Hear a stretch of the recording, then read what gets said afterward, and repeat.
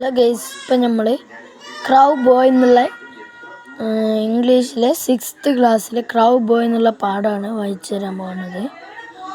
Crow Boy. On the first day of our village school, one of the boys was found missing. He hadn't hidden himself in a cellar in the schoolhouse. None of us knew him. He was dark and small. He looked different from the other students. He lived on the other side of the mountain. Because of his size, he was nicknamed Chibi, which meant tiny boy. On the first day of our village സ്കൂളിലെ ആദ്യ ദിവസം one of the boys was found missing. ഒരു കുട്ടിയെ കാണാതായി. He had hidden himself in a cellar in the schoolhouse. സ്കൂൾഹൗസിലെ സെല്ലറിൽ അവൻ ഒളിച്ചു നിൽക്കുന്നുണ്ടായിരുന്നു. None of us knew him. He was dark and small. അവൻ ചെറുതും ഒരു ഇരുണ്ട കറുത്തിട്ടുമായിരുന്നു. He looked different from the other students. അവൻ നോട്ടത്തിലും വ്യത്യാസമായിരുന്നു. He lived on the other side of the mountain. അവൻ ജീവിച്ചിരുന്നത് അപ്പുറത്തെ ഭാഗത്തെ പർവ്വതത്തിലാണ്. Because of his size, he was nicknamed Chibi.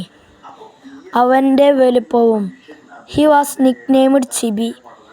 അവൻ്റെ ഓമന പേര് ചിബി എന്നായിരുന്നു. Which strange boy was too scared of a teacher to learn anything. He was too scared to make friends with other children. So he was left alone at study time and playtime. He was always at the back of a class and at the end of a line. But Chibi found many ways to pass the time and amuse himself. The strange boy was too scared of a teacher to learn anything. അവൻ്റെ teacher എന്തെങ്കിലും പറയുമ്പോഴും അവൻ ഭയപ്പെട്ടിരുന്നു. He was too scared to make friends with the other children. അവന് ചങ്ങാതിമാരുണ്ടാക്കാൻ പേടിയായിരുന്നു. So he was left alone at study time and play time. വായിക്കുമ്പോഴും കളിക്കുമ്പോഴും അവൻ ഒറ്റക്കായിരുന്നു. He was always at the back of a class and at the end of a lane. Class ബെഞ്ചിലും ലാസ്റ്റായിരുന്നു. At the end of a lane. അവൻ ലൈനിൽ നിൽക്കുമ്പോഴും ലാസ്റ്റായിരുന്നു. But Chibi found many ways to pass the time and amuse himself. പക്ഷേ ചിബിക്ക്